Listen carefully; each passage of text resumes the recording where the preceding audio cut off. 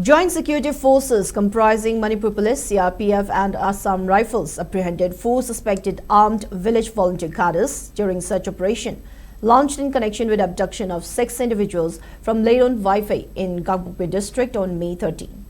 The operation was conducted on Sunday in the area between P. Molding and Leilon-Vaiphei inter-village road.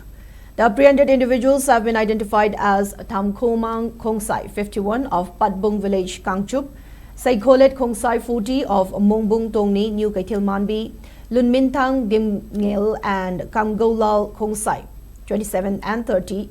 According to security forces, the 4 are suspected to be active members of armed village volunteer groups operating in Gangpokpi district and are allegedly involved in anti-social activities including extortion, criminal intimidation and illegal possession of arms and ammunition. Their possible involvement in the abduction of the 6 individuals is also being investigated.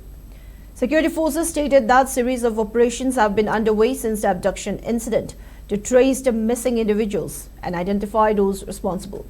Further investigation is in progress.